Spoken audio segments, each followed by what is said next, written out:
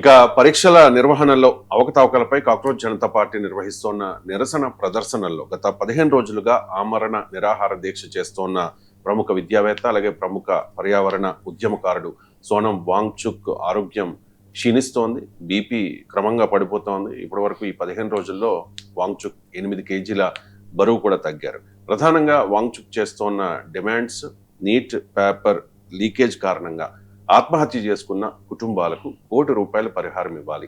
అలాగే దీనికి నైతిక బాధ్యత వహిస్తూ కేంద్ర విద్యాశాఖ మంత్రి ధర్మేంద్ర ప్రధాన్ రాజీనామా చేయాలి అని చెప్పేసి. కానీ ప్రభుత్వం నుంచి అయితే స్పందన కనిపించడం లేదు సార్. హైదరాబాద్లో జరిగిన నిరసన కార్యక్రమాల్లో కూడా మీరు సోనం వాంగ్చుక్తో కలిసి పాల్గొన్నారు. ఏంటి సార్ ప్రభుత్వ స్పందన మీద మీ కామెంట్? సోనం వాంగ్చుక్ ప్రాణాలైనా తీస్తాం కానీ ధర్మేంద్ర ప్రధాన్ పదవిని కాపాడుతాం అంటున్నారు. సోనం వాంగ్చుక్ ప్రాణం పైన మంచిదే, మా ధర్మేంద్ర ప్రధాన్ పదవి ముఖ్యం. సో అడుగుతున్న ఏంటి, అక్కడ ధర్మేంద్ర ప్రధాన్ ఒక్కరే కాదు, పొలిటికల్ అకౌంటబిలిటీ అడుగుతున్నారు. సో మీకు మెడిసిన్ ఎగ్జామ్ రాసే బిడ్డను కోల్పోయిన కుటుంబాన్ని ఆదుకోండి అని అంటున్నారు. సో ప్రభుత్వానికి కనీస బాధ్యత ఉండదా? ఇప్పుడు ప్రభుత్వానికి సంబంధం లేని రోడ్డు ప్రమాదంలో, రైలు ప్రమాదంలో, విమాన ప్రమాదంలో, ఒక ప్రైవేట్ పరిశ్రమలో డిజాస్టర్లో, ఒక నదిలో ప్రమాదం జరిగితే మీరు నష్టపరిహారం ఇస్తారు కదా, ఎక్స్ప్రెస్ ఇస్తారు కదా. మరి ఇది ప్రభుత్వము తప్పిదం వల్ల జరిగిన డిజాస్టర్ కదా. ప్రభుత్వ తప్పిదం వల్ల ప్రాణాలు కోల్పోయిన బిడ్డలకు కుటుంబాలను ఎందుకు ఆదుకోకూడదు? ప్రభుత్వానికి సంబంధం లేని వ్యవహారాల్లోనే ప్రభుత్వాలు నష్టపరిహారం ఇచ్చినప్పుడు ప్రభుత్వ అసమర్థత వల్ల, ప్రభుత్వ చేతకానితనం వల్ల, ప్రభుత్వంలో ఉన్న అవినీతి వల్ల జరిగినటువంటి ఘటన కదా ఇది. మరి దాన్ని నష్టపరిహారం ఇవ్వరా? ఎందుకు ఇవ్వరు అంటే డబ్బులు కాదు అక్కడ ఇష్యూ. ఇస్తే మేము ఒప్పుకున్నట్టయితే మా వైఫల్యాన్ని అని. మరి అదే నిజమైతే రోడ్డు ప్రమాదంలో చనిపోయిన వాళ్ళకి ఎక్స్ప్రెస్ చేస్తారు. దానికి రోడ్డు ప్రమాదం మీరు కారణం అని ఇవ్వడం అనుకుంటాడా? కానీ ఇక్కడ నీట్ ఎగ్జామ్లో నీట్ ఎగ్జామ్ ఆస్పిరెంట్స్ కనుక నీట్ ఎగ్జామ్ పేపర్ లీక్ను తాము ఆపలేకపోయాం కనుక తమ అసమర్థత వల్లనే చనిపోయారని అంగీకరించాల్సి వస్తుంది అనే భయంతో కదా ఇక విద్యామంత్రి రాజీనామా. పొలిటికల్ అకౌంటబిలిటీ అడుగుతున్నారయ్యా. లాల్ బహదూర్ శాస్త్రి వారసులు మనం. ఆయన రైల్వే యాక్సిడెంట్ ఎక్కడో జరిగితే రాజీనామా చేశాడు, ఎందుకంటే నా నైతిక బాధ్యత అని.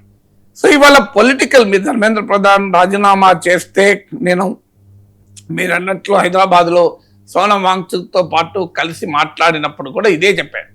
ఇవాళ ధర్మేంద్ర ప్రధాన్ రాజీనామా చేస్తే సోనం వాంగ్చుక్ విద్యామంత్రి కాడు, ప్రొఫెసర్ నాగేశ్వర్ విద్యామంత్రి కాడు. ఎవరవుతారు విద్యామంత్రి? మరో బీజేపీ నాయకుడు అవుతారు. కానీ ఎక్కడో ఒక చోట మంత్రులు కూడా ఒళ్ళు దగ్గర పెట్టుకుని పనిచేస్తారు. అప్పుడు మోడీ ప్రభుత్వానికి లాభం, బీజేపీకి లాభం. సమ్ సార్ట్ ఆఫ్ అకౌంటబిలిటీ ఉండాలి కదా. ఒక పొలిటికల్ అకౌంటబిలిటీ అడుగుతున్నారు అంతే, వేరేది ఏమి అడగడం లేదు.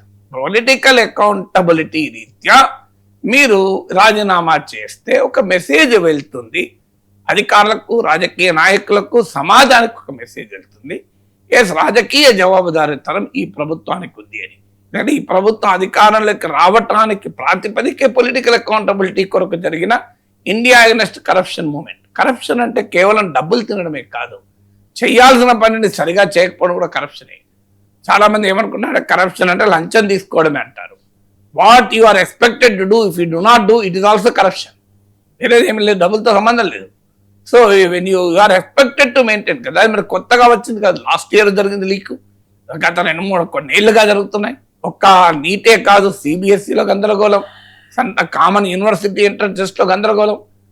మరి మోడీ అయితే ముంకిన్ ఆయన నినాదంతో వచ్చారు కనుక అయ్యా మీ విశ్వాసాన్ని చూపెట్టండి అని అంటున్నాను. దానికి ఇలా సోనం వాంగ్చుక్ నార్మల్గా అయితే అట్లీస్ట్ హంగర్ స్ట్రైక్ బ్రేక్ చేసి పోలీసులు అరెస్ట్ చేసి బలవంతాన మీకు దీక్ష విరమణ చేస్తారు, అవునా కదా? ఇది అంతలా చూస్తున్న పనే కదా. చూడండి, మీరు ఇక్కడ అసలు ప్రభుత్వం అడవి పోవడం కూడా లేదు. అంటే దేనికి సంకేతం? మీరు ఎక్కడ, నేను బోలెడు హంగర్ స్ట్రైక్లో పాల్గొన్నాను నా లైఫ్లో, అనేక దీక్షలలో పాల్గొన్నాను. సాధారణంగా దీక్ష 2వ రోజు, 3వ రోజు, 5వ రోజు వచ్చే వరకు డాక్టర్లు వస్తారు, పరిశీలిస్తారు, వెంటనే షిఫ్ట్ చేయాలంటారు. ప్రభుత్వ అదే నిర్వాహకులు ఒప్పుకోరు. రాత్రి 12 గంటల ప్రాంతంలో జనం లేని సమయంలో వస్తారు. ఒక 20 మంది ఆ దీక్షలో కూర్చుంటారు, 200 పోలీసులు వస్తారు. ఆ దీక్షను టెంట్ తీసేస్తారు. ఆ దీక్ష చేస్తున్న వ్యక్తిని తీసుకెళ్లి హాస్పిటల్లో అడ్మిట్ చేస్తారు, గ్లూకోజ్ ఎక్కిస్తారు, దీక్ష బలవంతంగా ముగిస్తుంది. ఇది ఎక్కడైనా జరిగే వ్యవహారం, డెమోక్రసీలో ఇది ఒక సహజ పరిణామం. కానీ ఇక్కడ ఏం చేస్తున్నారు మీరు? సో మీరు సోనం వాంగ్చుక్ 15వ రోజు దీక్ష అయినా మీరు ఆయనే విరమించుకోవాలి. చూడండి, దీక్ష విరమించుకున్నాడని ఆయనకు చెడపేరు రావాలి. లేదు, ప్రాణంపోత పని అయిపోతుంది, లడఖ్లో కూడా మాకు ఎదురుండదు అనే ధోరణి కాకపోతే ఏంటి? సో ఆయన ఎవరు? ఒక పర్యావరణవేత్త, ఒక విద్యావేత్త. ఆయన తీసుకెళ్లి జైల్లో పెట్టారు కొన్ని రోజులు. సో ఆయన ఏం తీవ్రవాది కాదు, ఆయన ఏమి 100 కోట్ల డబ్బులు తిన్నాడు కాదు, ఆయన రామ మందిరంలో భక్తుల విరాళాలు దొంగతనం చేసిన దుర్మార్గుడు కాదు, రామ మందిర నిర్మాణం కొరకు అడ్డగోలుగా భూములు ఎక్కువ రేటుకి ఇచ్చి కొన్నోడు కాదు. ఆయన ఎవరు? ఆయన కల్తీ మద్యం తయారు చేసినోడు కాదు. ఆయన ఎవరు?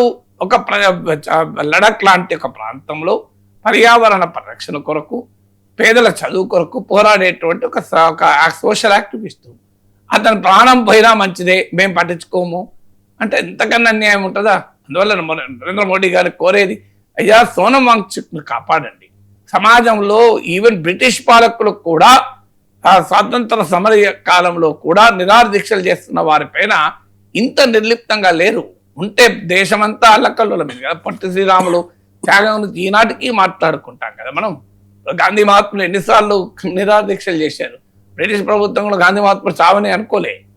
గాంధీ మహాత్ముడు బ్రిటిష్ వాళ్ళకు వ్యతిరేకంగా పోరాడినా గాంధీ మహాత్ముడు చావని నేను నిరాహార దీక్ష చేస్తే ముట్టుకొని అనలే.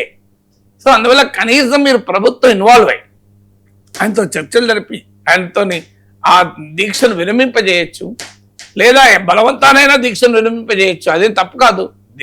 ప్రభుత్వం పని ప్రభుత్వం చేస్తుంది, ప్రజల పని ప్రజలు చేస్తారు. మీకు ఒక రైట్ టు లైఫ్ ఇది ఫండమెంటల్ రైట్ కదా. జీవించే హక్కును బలవంతంగా తన జీవితాన్ని తాను ముగిస్తానన్న చట్టం ఒప్పుకోదు కదా. చట్టం ఒప్పుకోదు కదా. ఈవెన్ అది రైట్ టు లైఫ్ ఇది ఫండమెంటల్ రైటే కాదు. So you cannot violate your own fundamental right also కదా.